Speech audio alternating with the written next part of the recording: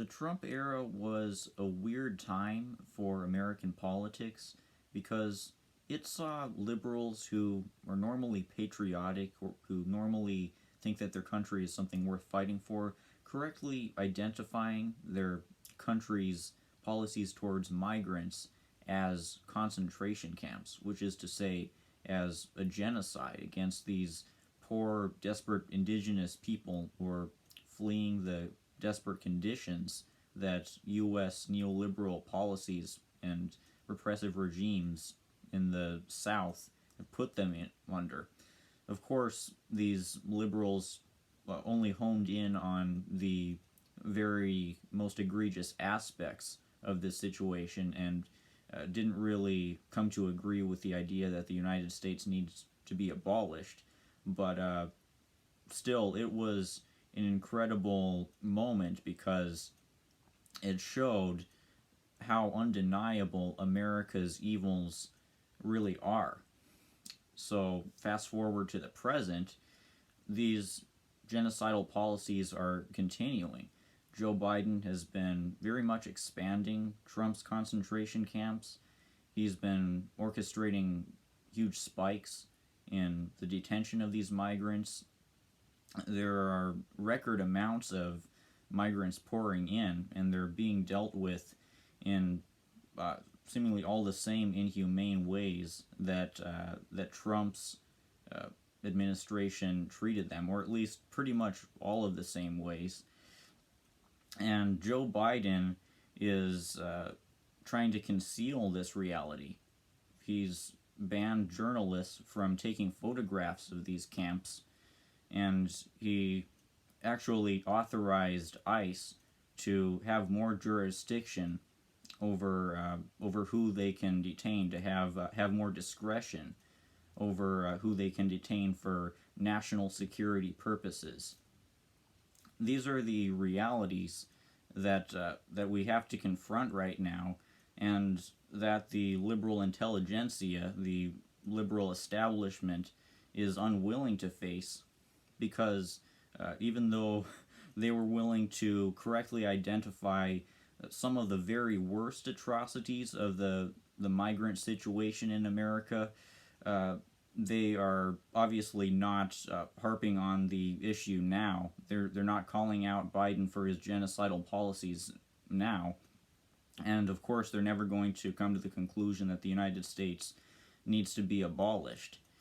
And I think this encapsulates the dystopic reality of America in its decline, because the reason why there is this migrant crisis is because of the reactions from the U.S. empire to its own decline in profits, to the climate crisis, to the rise in the risk of class struggle that neoliberalism's great inequality has produced.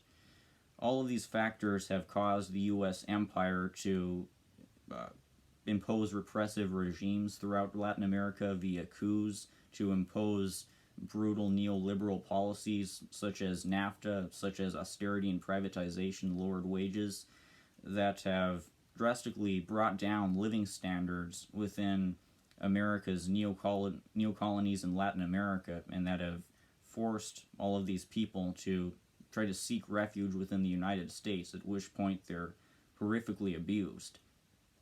All of these realities are never going to be really faced by liberals because they are opportunists, because their perspective is myopic, because all they care about is fortifying this structure and focusing on the most surface level, most undeniable aspects of the evils of the United States. And as communists, we need to point out these contradictions, agitate around this reality of ongoing and escalating genocide against the indigenous peoples of the Americas, so that we can ultimately agitate towards the abolition of the United States. As we see this genocide play out continue to escalate and expand under Biden, we're confronted with the reality that the United States is not any morally better than Nazi Germany. In fact, Nazi Germany, Hitler, got their inspirations for their genocide from the designs in colonial genocide, which were pioneered by the United States. This is another one of the realities that liberals don't want to face, and that's causing this this very selective focus on the atrocities of the United States. So keep pointing out these atrocities. Keep pointing out the reality of the genocide that's going on and that's intensifying as America's imperial decline continues.